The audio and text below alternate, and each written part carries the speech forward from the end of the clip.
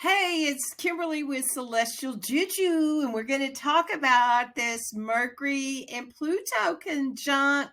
Yep, they're in it together. And this is a big event because this transit, last time it's going to happen in your lifetime, my lifetime, everybody's lifetime that's in a DNA skin suit right now. So it's significant because of that. This will be the last time that these two deep-seated that are both deep-seated with change and shifts of consciousness are going to come together in this energy. Okay, so this transit's going to bring powerful transformation energy to the collective for deep change, shifts in consciousness. Mercury being the planet of communication, information, and Pluto being the planet of transformation. It's going to have a profound impact in the way people think and connect and interact with each other. With it being in Capricorn, it could bring intense conversations, exposing hidden truths and secrets, leading to deeper understanding of the world in which one is places itself within. Additionally, I'm getting tickled. I'm getting tickled at the picture, you all. Additionally, the alignment in the sign of Capricorn suggests focus on practicality, structure, and discipline. And it may lead to increased drive for success and emphasis on hard work and determination. However, it can also bring up feelings of limitations, causing people to question the systems and structures they've built their lives around. And because it is in Capricorn, that's all about systems, governments, old structures, all of that energy. And Mercury, he's the one that can go between the lords, from the underworld to the upper world. He's the only one that can just go in and out however he pleases. So he brings in the energy deep from the shadows up into the heavens and back and forth, and he can walk back and forth between those planes. He's the messenger that can do that. Okay.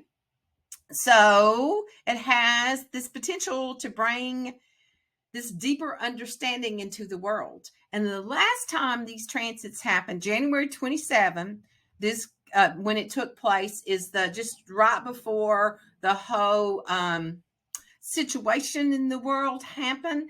And then so the major impacts that we had during that time, right before that and then leading up to that. And November the 29th, 2007, financial instability, which led to a global crisis in 2008 with major financial systems, banks having a fallout. Okay, sorry about that. Okay, and then in November 95, on this date, the Bosnian War was officially ended. And in December the 29th, 82, the Vietnam War was officially ended and signed. The Paris of Peace Accords happened then. Okay, so that's some of the energies that have happened in the past during this time period. So this Mercury Pluto conjunct adds a step in intensity of your thinking and communications. So the uncovered secrets. And when you study and research, you may have probing questions that come into others, and then answers come from that. Like it comes from, the untruths come into the light to be the truth. And so you also may go deep into an understanding of mysteries of the universe, the occult mysteries. Subjects like astrology will be in a different rise as it comes up within the archetypal energies of the people of the earth. So it's a good time to do self, analysis. If you're going to counselors, any of that kind of stuff, to do deep journeys, to bring out any old archetypal structures, belief systems that has held you in some type of bondage, that has sabotaged you. It's a good time to bring that into a light and get a greater understanding of it in the relationships that are involved. You can use your mental powers to bring this emotion up and into the light for yourself. You may be more interested in serious subjects, and there also could be power struggles at intellectual level that could, come out with verbal psychic attacks on each other. Okay. So, and we can experience nervousness and anxiety within the collective because the nature of this energy. Okay. So know that the shadow never belongs to an individual. It's never one. It's part of the wound of the whole collective that belongs to the all. And that these wounds of our mind are, from family, they're sexual, they're historical, they're financial, and the wounds of corruption and trauma and abuse that will be coming up during this time period, that this is old energy, that it's time to come into the light. And that the messenger is here to bring that energy from the depth into the light. That we can't keep it hidden in the dark.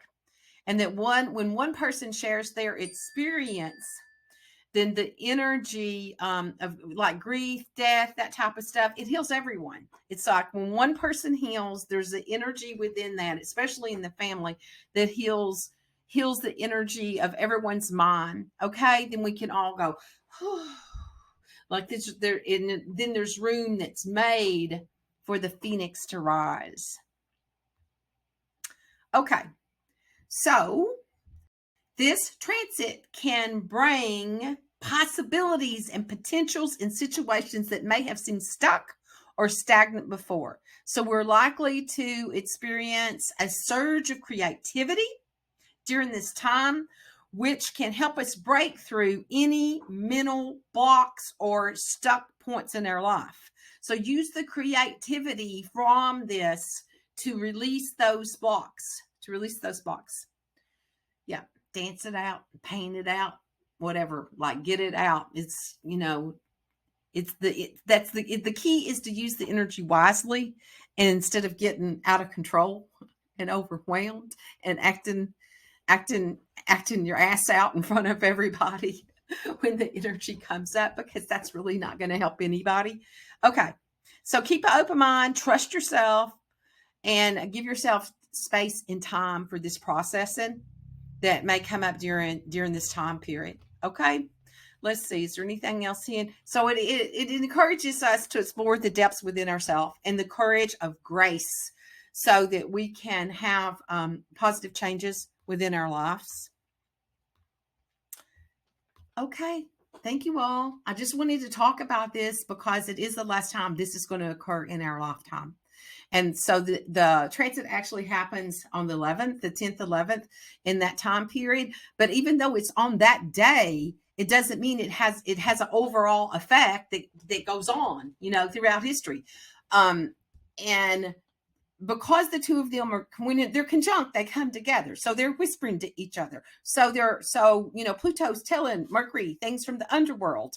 And then Mercury is going to go on and move past Pluto and Mercury is going to move on into Aquarius.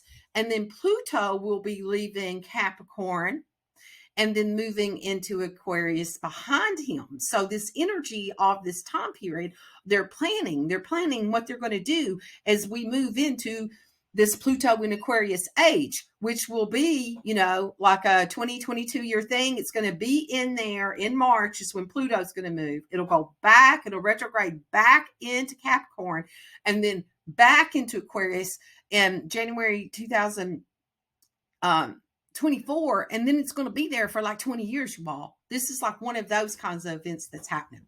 So that was one of the reasons I want to talk about it.